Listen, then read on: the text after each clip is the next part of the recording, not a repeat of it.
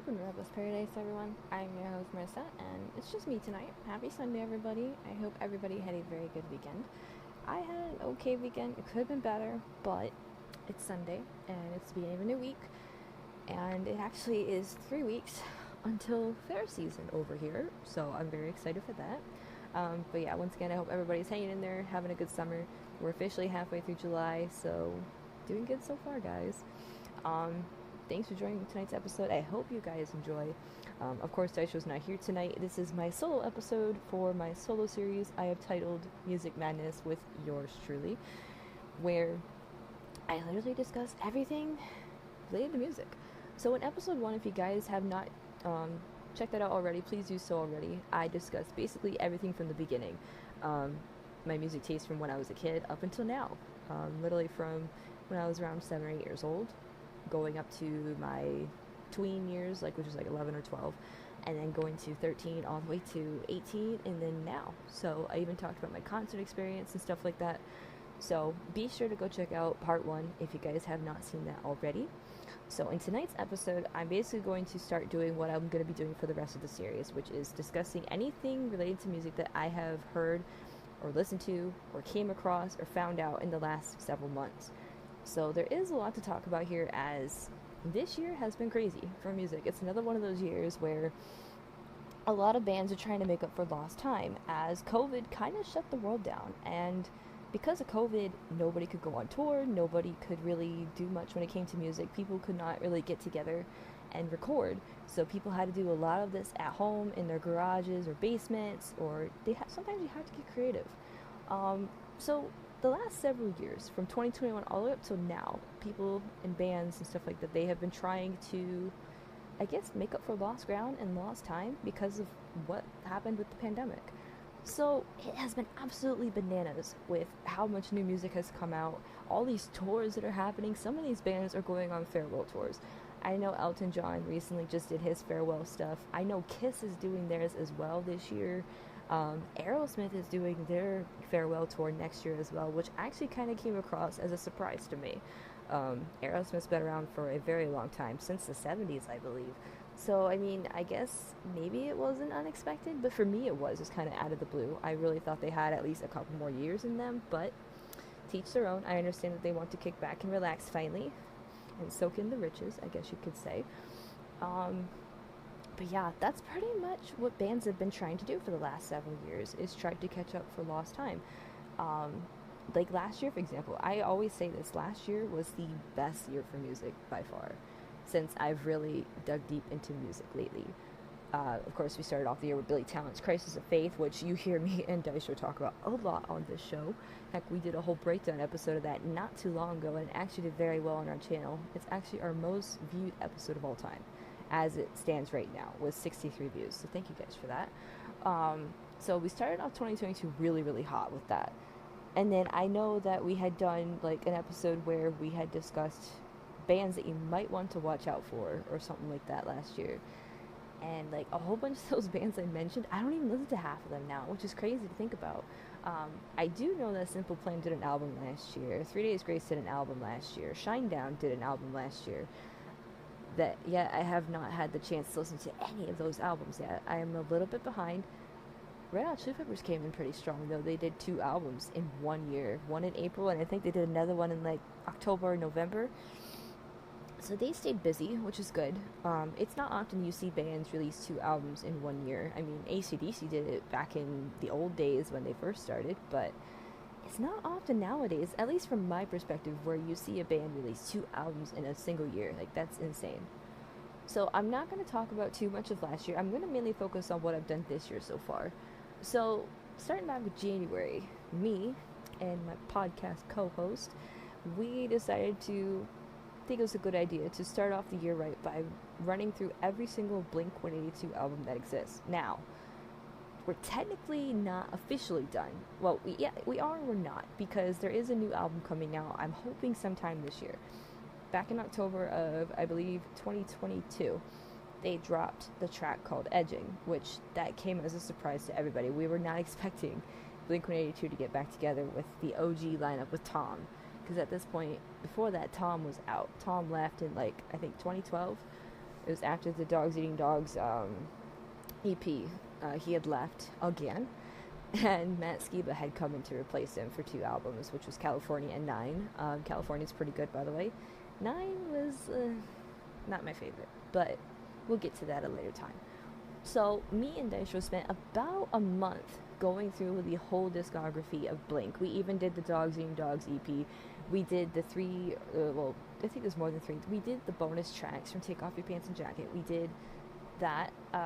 We even did Buddha. We literally went through everything up into today's stuff. So, yeah, it was a very fun run, I can tell you that. We started that back in the beginning of January, literally the 5th day of the year we started that.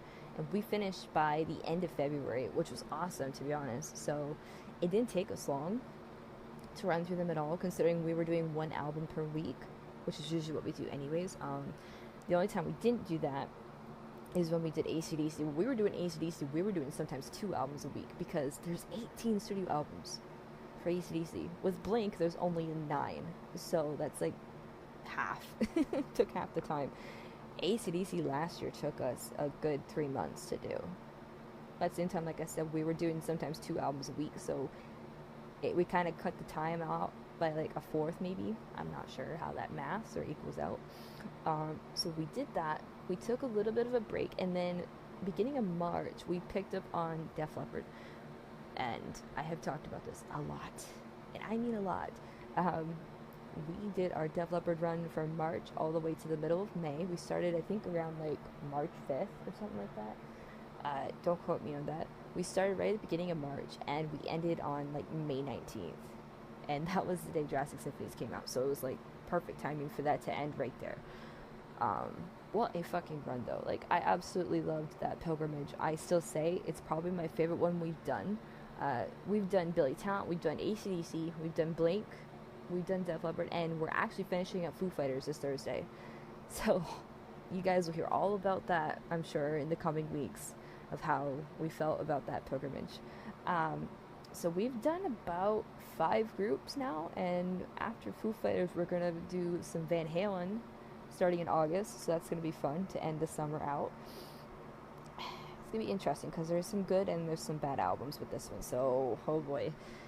But anyways, yeah, Def Leppard was a lot of fun. I absolutely enjoyed that one. I'm still stuck in my Def Leppard loop right now. I'm still, like, listening to Def Leppard every day, like, on repeat. So that happened. So before I kind of get into the Foo Fighters, I'm going to backtrack a little bit. So this year, I started doing something that I usually don't do, that I've never done before, but it's always intrigued me. And that is a thing called album exchange. So on Discord, which is the platform I literally use the most, I'm in a couple servers. I'm in one that's for the Red Hot Chili Peppers, which I'm actually not active in that one anymore. But I'm also in one for AC/DC, for AC/DC fans. It is a very big server. And they do this thing called album exchange, where you get a partner, you get partnered up with somebody, and that partner has to give you an album to listen to, and you have to give your partner an album to listen to, and you have, like, I think 6 days to do it, and you have to give your thoughts about the album when you're done. Same thing with the Red Hot Chili Peppers server, except theirs is a little bit different. You actually literally have to give a whole ass review, like, from start to finish. Like, you can either do it track by track, or you can just, like, give an overall paragraph review. I stopped doing that server's album exchange because they kind of got a little inactive with doing it. Nobody was really doing it. There was nobody to run the event, I guess you could put it. So I kind of stopped participating in that, but I did get some really good albums out of that when I was active there. I think the one I remember in particular that I really, really liked was Red Hot Chili Pepper album, By the Way, from '02. And at that point, I hadn't listened to any full albums by Red Hot Chili Peppers. I only knew, like, the basic hits. So that album was really, really good. My only flaw with Red Hot Chili Peppers albums is they're so goddamn long. They're very, very long. So you really have to be focused in to listen to it. But I really liked this one. It really caught my eye, and I've always heard good things about it from other people, and even on the critic reviews and stuff like that. So I had high hopes going into it, and I was really ecstatic that I got it for album exchange. So I took a listen to that, and I really, really enjoyed it. And I feel like that's the album that really sticks out to me out of everything I've gotten from Album Exchange this year, is that one album. Of course, I've done other ones. Like I've done other albums. Like I think I got a Jane's Addiction one time, and it was a live album. And I've always wanted to listen to Jane's Addiction because I've heard some good things about them on a radio station that I used to listen to. So I finally got to listen to that, and that was good. And then when it comes to the AC/DC server I'm in, I think I got Black Sabbath, I've gotten Rainbow, I've gotten some really weird ones that I wasn't crazy about. It was like prog metal, and I don't really care for prog metal, but I did give it a shot because I was curious to hear how it sounded like. And I wasn't crazy about it, but to each their own. Also, I'm gonna have to backtrack again with the Red Hot Chili Peppers server. I just remembered I also had a Alice in Chains live album I got to play, and I actually really like Alice in Chains. I like a little bit of grunge here and there, so that was a fun one to do. And then also in the AC/DC server, they also switch it up sometimes. They'll do song exchange instead of album exchange, where you have to give your partner one or two songs of your choosing by whatever artist or band. I've gotten some really, really good ones. I think the last time I did song exchange, which was literally last week, I got two songs by The Who. And I'm a pretty decent Who fan. Like, I haven't really listened to them in a long time, but I love hearing The Who, so it didn't hurt. I've gotten Black Sabbath. I don't know what it is with Black Sabbath and that server. Like, they absolutely love it. I'm trying to think now. Like, I've given people Def Leppard, I've given people Billy Talent, and some people have actually liked the Billy Talent stuff that I put, and that makes me so happy because they're a really heavily slept on band, which sucks, you know? Oh man, I'm like starting to lose my train of thought here.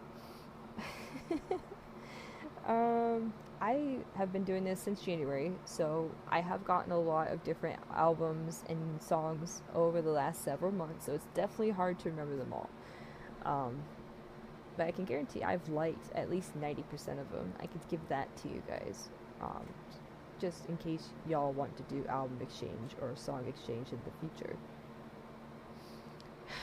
So then I started doing that in my own server with my own rules, my own little twists and stuff like that. So when I started doing it, it was kind of cool because like it's just me and my friends in my server, my close friends. So we all get to kind of see what each other's music taste is like. So we did about 12 weeks of that. We're currently taking a break from that. We're going to pick back up on it in the middle of August. But I have gotten some really good albums. Some of them I actually had to re-listen to because I have heard them before. Before we did the exchange, I had heard them in the past, but I wasn't, I didn't mind having to re-listen to them again. I remember, I think the first album I got for album exchange from my server was The Razor's Edge from AC/DC, which is an album that I have heard before. We did that with the AC/DC pilgrimage last year. So I didn't mind having to listen to that again. It was actually a good idea because I needed to re-listen to it because I am the type to re-listen to albums that I've heard before just to see how I like them the second time through versus the first time through. And then week 2, I got All Hope Is Gone by Slipknot. Now this was my second Slipknot album I've listened to in full. At this point, my first one was, unfortunately, The End So Far, which that album was terrible. I am not going to be afraid to admit it. It came out last year. It was absolutely terrible. Like, sure, there was a couple good ones on there, but it was overall so bad. It's like, time to hang it up, boys. But All Hope Is Gone is really, really good. I really liked that album. I didn't mind it at all, even though some people tend to knock it down for whatever reason, but again, to each their own. Let's see here. All Hope Is Gone. I'm looking through my notes right now because I keep track of like what we did each week for album exchange. And then week 3, I ended up getting a 3 Days Grace album, which I had to technically re-listen to because I've played this album so many times since I was a high schooler. And it was the Life Starts Now album. It's actually the first 3 Days Grace album I bought on my own. So this album had a lot of significance to me, though it was hard to listen to, again, because I had stopped listening to 3 Days Grace for a long time because it had brought back memories of an ex-relationship I was in, So I had to stop listening to them for a while, but I'm actually thankful I got that for album exchange for once, because it really felt good, you know, like it didn't hurt as much to listen to it as I thought it was. Alright, week 4, so at this point we were a month in. That was the week I got the end so far, so unfortunately I had to re-listen to that album, and it totally sucked. Totally sucked. Sorry you Slipknot fans out there who actually liked the album. I did not. Week 5, I was blessed. I was absolutely blessed to get my second ever Tom Petty album to hear in full. Into the Great Wide Open from 1991, I believe that album came out. I was so happy to get that album. Like, absolutely thrilled. And, like, I think I already mentioned this was my second Tom Petty album I have had to listen to in full. But the first one I listened to was, what the hell is it? It's one that's not really talked about. Oh, Blue Moon Fever. That's what it is. I have it on CD. That's the only other one I've heard in full on my own time. So this one I was very excited to get into. And actually, it's probably one of my favorite albums I've gotten from my server's album exchange. So I was really, really happy with this one. And it kind of introduced me into a lot of new songs I've never heard before from Tom Petty. So this kind of makes me want to do a little bit of a Tom Petty discography run in the future. But it's long. He has a lot of albums, and he's been with a lot of groups, so... Alright, week number 6, I ended up getting an Evanescence album titled Fallen, and this is probably their best well-known album of all time. And I have known Evanescence since I was a young little lad, I guess, because I've heard their stuff on the radio. But getting this album was very hard to listen to, because it's very, like, dark. Very deep and dark when you look into the meanings behind the song. It just sounds like sad, you know? But all in all, I really enjoyed it. I would definitely listen to it again, to be honest. Alright, the following week, week number 7, this was AC/DC themed. Everybody needed to just submit one AC/DC album, and I unfortunately got the one album I hate, and it was Flick of the Switch from 1983. That album just turned 40 this year. I do not like that album, and I think I have stressed that enough to you guys in the past when I've talked about it. I've given that album 3 chances now, and each time nothing's changed. Like, yeah, there was like a couple songs that I kind of picked up on that I didn't like the first time around, but like other than that, I'm not on board with that album at all. It's probably one of my least favorites of all time, next to Rock or Bust. Alright, so we jump into week 8. I ended up getting a Black Sabbath album, which is crazy. Actually, no. So this was when we started Song Exchange. My bad, everybody. So this is when we started Song Exchange. I started this on week 8. I ended up getting a Black Sabbath song, of course. Unfortunately, in my own server, which is crazy. But that song was really good. I'm not gonna lie, that song was really good. I ended up giving whoever got this song an REM song. So I had to jump that in. I'm a pretty big REM fan. Like, I don't think anybody really knows that about me. I love REM. And, like, it's just, their stuff's so good. Like, it's unique. Like, they have their own sound. And it really suits the 90s well. Even though they started in the 80s, but a lot of their stuff suits the 90s very well. And that's kind of where they grew in popularity anyways. So, alright, week 9. It looks like we did another song exchange. I ended up getting a Silverstein song, which I'd never heard of this group before, but I listened to it. The song's called Bankrupt, by the way.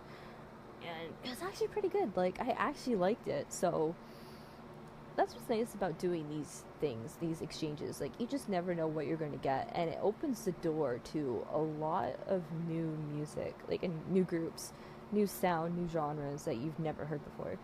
And this one was definitely a prime example of that. So, and I always say I'm open to hearing anything, even though I do not like hip-hop and pop and stuff, but I'm willing to hear anything. I'm willing to give it a chance, because sometimes you never know. It might be pretty damn good. Alright, week 10, we ended up doing a double round, so we each had to submit 2 songs, and they had to be by the same artist or band. I ended up getting 2 pop songs by Kevin Rudolph, who is an artist that I've been listening to since I was a kid, when I was in middle school. You could thank my friend for that. Actually, no, I got him into that. And I got those 2 songs, and I had heard both of them, like, years ago, so I already knew how they sounded. But I did re-listen to them again. It brought back a lot of memories, I could say that. I believe for that round, I submitted two AC/DC songs from two different eras. I did Snowballed, and then I did Down Payment Blues, which was Brian and Bon, respectfully. Um, yeah, like it was crazy when we started doing the double song weeks. Like it started to get real crazy. And then week 11 did the same thing, but the songs could be from two different bands or artists if you wanted them to be. I submitted a Billy Talent song, and I submitted a Def Leppard song, because at that point I was still in my peak of my Def Leppard, like, high, I guess you could say it. I'm still on my high. What am I saying? So, yeah. Now, somebody had given me Post Malone, and the song also had Travis Scott and Ozzy in it, and someone also gave me Green Day, so I was like, oh, okay. And obviously I'd heard the Green Day song before. I have heard it. Like, who doesn't know American Idiot? It's like one of their best. I have the album, for frick's sake. Now, the song that Post Malone, the one I got from Post Malone, was Take What You Want, featuring Travis Scott and Ozzy Osbourne. I'd never heard that. I didn't know it was in WWE 2K23, because at the time I didn't have that game yet, which I do now. So it was kind of giving me a taste of what 2K23's soundtrack had to offer. And I'm telling you, that song is pretty good. Like, even though it's a pop song, like, it has Ozzy in it, so like he always adds his own twist, you know, to make it sound like a rock song. So like, I really liked it, and up to this day I still like it, because I hear it on 2K all the time when I boot up the game.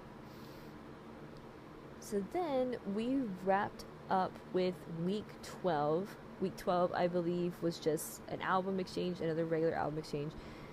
Someone had given me Back in Black, and once again, it was an album I had to re-listen to, because I have heard that in the past several times, actually. I didn't mind at all. It was a very, very nice listen through. Probably one of the best albums of all time, according to, you know, the general public from AC/DC. I mean, it's one of the best-selling albums of all time in general.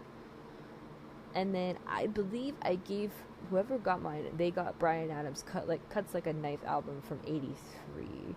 So that album also turns 40 this year. So yeah, I don't even remember if my partner even listened to my album, to be honest. But you know what? That's fine. So after that, I kind of stopped doing album exchange on my server, but I kept doing it in the AC/DC server, and that's when I started to get all the prog metal stuff, which again I was not completely happy with, but to each their own. I did give it a chance, so you guys can't say I didn't give it a chance. I really wish I could remember everything that I have been given in song exchange and stuff like that on Discord, but unfortunately I can't remember it all. Oh boy. So like I said, this year was another big year thus far for albums coming out. Me and my friends took a listen to the Metallica album that came out back in April, titled 72 Seasons, and I'm not gonna lie, I was pretty excited going into it, because I had heard at least two songs on the radio from the new album prior to its release, one being literally the title track, 72 Seasons, and the other one being Lux Eterna. So when we got into the album, I was kind of excited at first, but once we played it through, it wasn't bad, but like it wasn't like over the top good, you know what I mean? Like to me it wasn't like something that's gonna sweep me off my feet, so to speak. It was basically your stereotypical 21st century Metallica album, but that's not a bad thing. Like, it was actually pretty good, and I've, you know, went up to my local Walmart. I've always seen copies there of the CD, and like I'll go there like a day or two later, and like half of them are gone. So it's like, okay, people are buying them. People like this album, which is good. It's good that Metallica is still around and still relevant. I have a friend who actually wants me to look into this documentary that Metallica had done, and I actually need to talk to my podcast co-host about this, so if he's listening, I'm going to be talking to you about this very soon. I actually already forgot the name of it, and I don't feel like going to look through my message right now, but he wants me to take a look at that, so I'm going to be doing that, hopefully in the near future, hopefully when I get some free time, with my friends, of course, and I would like to do a Metallica discography run, but I already know I'm going to dread Saint Anger, so it's like, God help us. But no, 72 Seasons was a pretty damn good album. I'm very satisfied with it. It was a little long, but again, it's to be expected with Metallica. And then before that, back in March, we had Fall Out Boy drop a new album, So Much for Stardust. I actually have that album. I bought it at a Walmart about an hour from me. It was the only copy they had left, though I've seen another copy up there since then. That album was absolutely amazing. It was better than the previous album, Mania, which had came out in 2018, which I have that album too. I bought that on Amazon a few years ago. So Much for Stardust was really good. Really, really good. It was kind of everything I expected it to be. They kind of went back to their roots on some songs, but some songs they kept the same old pop sound that they switched over to in like 2015. But overall, it was very, very good, very storytelling, and it really helped paint a picture for some of y'all who remember the pandemic days. There is a song that he mentions the pandemic, like the quarantine blues and stuff like that. So I was like, that's a pretty nice touch. And then just recently, they dropped their own rendition of We Didn't Start the Fire, which originally is sung by Billy Joel. But with this one, they updated it from like 1989 to now, because with Billy Joel's rendition, he did like the olden days up until 1989. He stopped there. So it looks like Patrick Stump decided to continue on and fill us in with what's happened over the last several years, even before my time, because I didn't come into the picture until '02. So it was very nice to hear that. Really, really good rendition, by the way. Very, very good. It kind of came as a surprise to me. Like, I was like, oh shit, they released their own rendition of the Billy Joel song. It's like, that's cool. Very, very good track. You guys should go check that out if you haven't done so already. Another album that actually just recently came out back in June. This one I was really, out of all of them that came out this year so far, this one I was really, really excited for.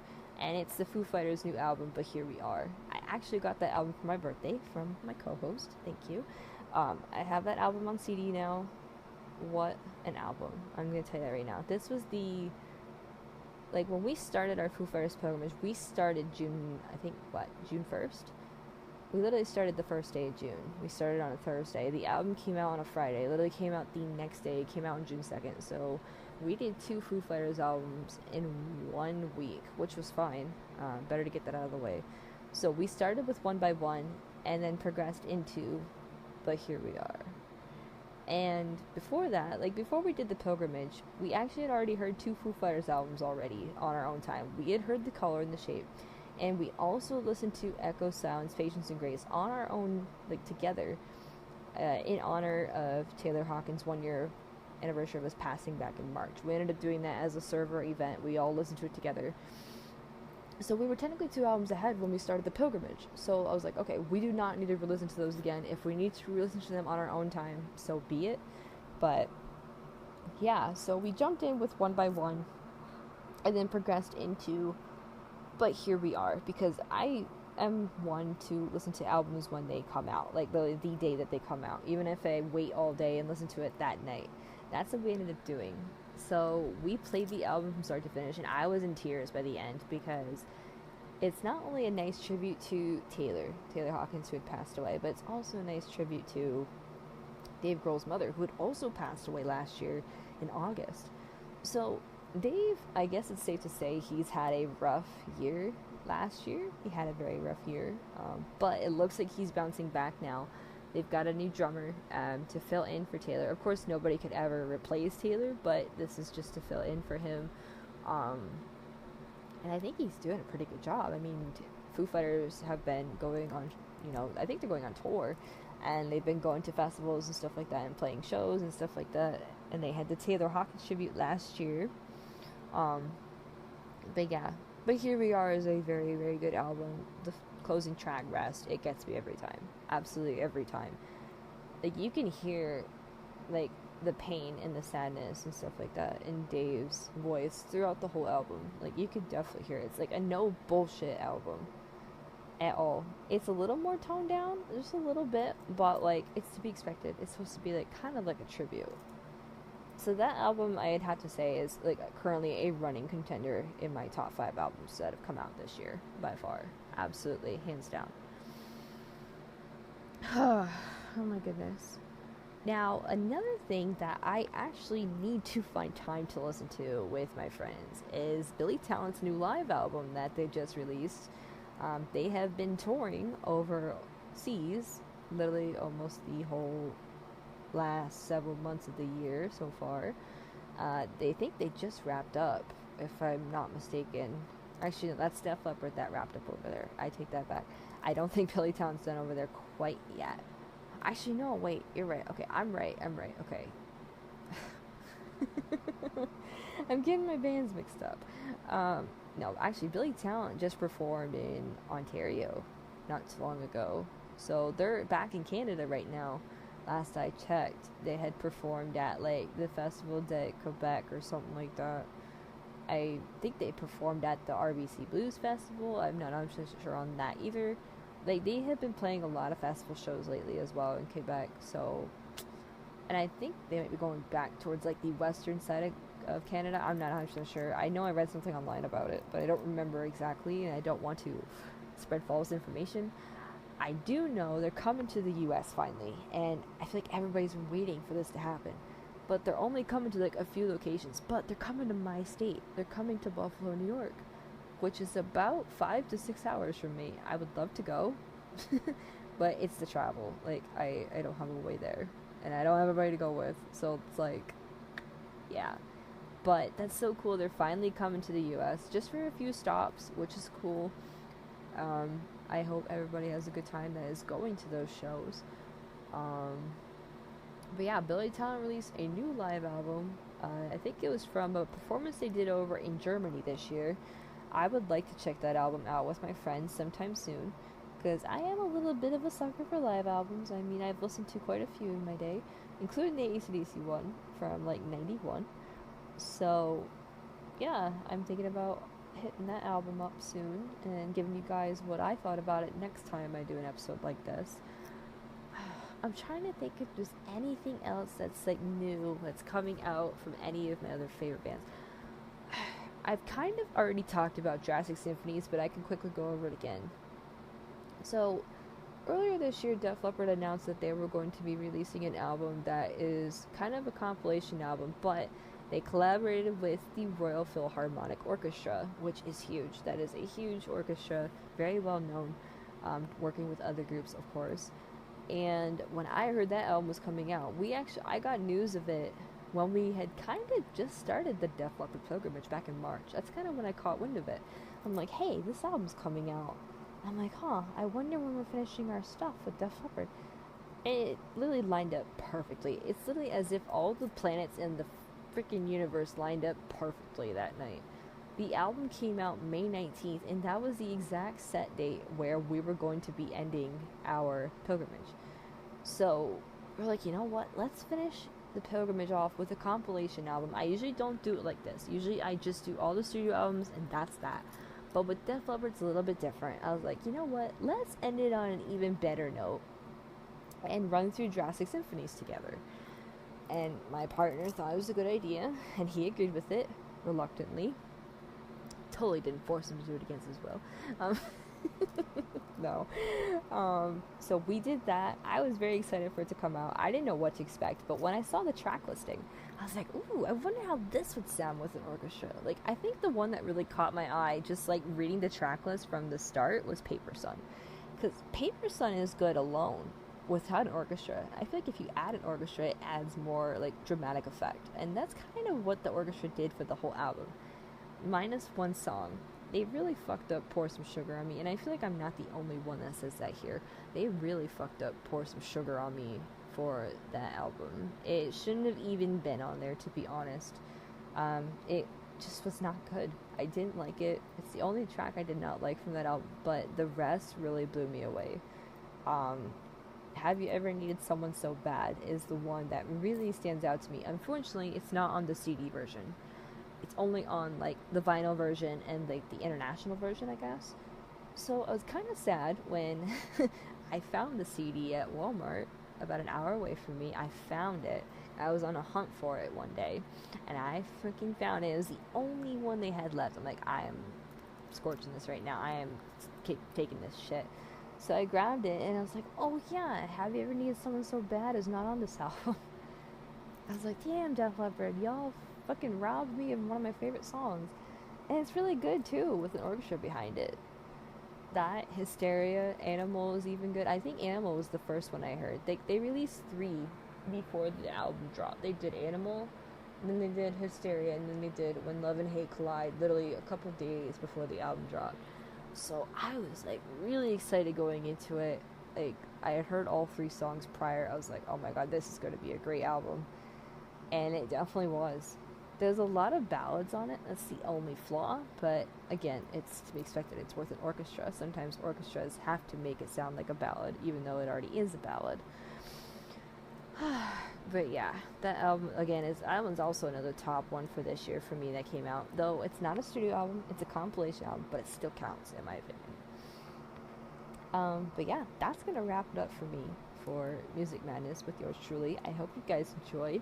That's basically all that I've listened to or heard or seen come out or know about in the last several months. So, yeah.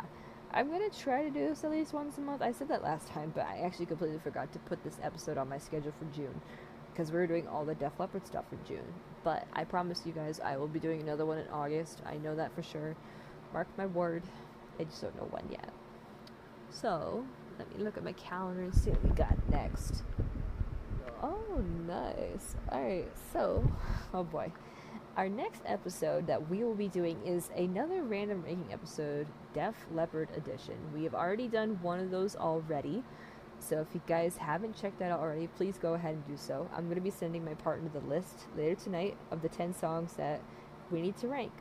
But you guys are going to get the sneak peek. So, in no particular order, these are the 10 songs that are going to be up for ranking competition on Thursday. So, we have No No No from High and Dry from 1981. We have Demolition Man from Euphoria from 1999. We have Love and Affection from Hysteria from 87. We have Bringing on the Heartbreak from High and Dry. We have Switch 625 from High and Dry. We have Miss You in a Heartbeat, which is from Retroactive, which is a compilation album full of B-sides and unreleased tracks. We have Foolin' from Pyromania, of course, from 83. We have Tear It Down from Adrenalize from 1992. I don't know why I put 93. I probably should have put 92 there. I have Too Late for Love from Pyromania. And then we have You Ever Needed Someone So Bad from Adrenalize. So we've got a good list going here for this one. There's a lot of High and Dry songs this time, which I really like. We're going back to the old days, the earlier days of Def Leppard. So I think it's going to be a fun one. I think I missed a song, didn't I? Yeah, I did. Okay, I take that back. I think I forgot to say Too Late for Love. Yeah. Too Late for Love is number 10. I probably should have counted in my head how many I was doing. So we have Too Late for Love from Pyromania. That's number 10. So it's going to be a good one, guys. I think so. A lot of the old school stuff for this one. I know episode 1 had a lot of the Adrenalize stuff, but episode 2, we're kind of going old school here. So I like that. I hope you guys are ready for that. So yeah, be sure to tune in this Thursday if you guys want to see some more random ranking stuff. So, if oh yeah, I gotta do Song of the Night. I usually do Song of the Night for Sundays. Damn, I didn't have this one prepared. Okay, wrong. I do. So, recently, almost 2 weeks ago, actually, this Thursday, we played the Foo Fighters album, There's Nothing Left to Lose, from 1999. This was back when Foo Fighters was a 3-piece. Very, very solid album. I could definitely tell you that. I'm gonna go with the closing track, MIA, from that album. I have been absolutely hooked on that song lately. It's so good from start to finish. And it's a really good closer, too. Like, I'm always picky. Like, I'm always like, okay, your album needs to start good, and it needs to close good. And this one did just that. So I am going with MIA by Foo Fighters. So if you guys want to hear that, please be sure to click on the link that should pop up at the very top right hand corner of this episode. It'll take you to the audio. I don't think there's a music video for this one, sadly. If you guys stuck around to the very end, of course we greatly appreciate your support. Be sure to go ahead and follow us on social media by clicking on our link in the description below, which will take you to Linktree. We have Reddit, Instagram, TikTok, and Twitter. It is very important you follow us on social media to keep up to date with our show. In case something does go wrong and we cannot upload right away, They'll keep you guys up to date. We also post on our community page on YouTube as well, for any updates that you guys need to hear. So be sure to go ahead and keep up to date with us on social media and on our YouTube channel. Be sure to go ahead and subscribe to Dystro's YouTube channel as well. He does lots and lots and lots of video game content weekly. For the most part, I'm on there too, but I've kind of taken a step back from video games in the last week. I haven't been playing as much, but I am looking forward to getting back into that. At this time, he has 812 subscribers. He just uploaded a new clip earlier on today from GTA, where he kind of blew up in a car, of course. Please go subscribe to him. Go show him some love. Let's get him to 900 subscribers by the end of the summer. I would love to see that for him. Maybe even hit 1,000 by the end of the year. That'd be absolutely cool.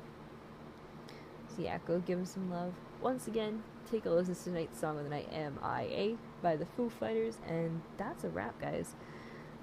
Thank you guys for tuning in. Thank you guys for listening. And we will catch you guys this Thursday. Peace.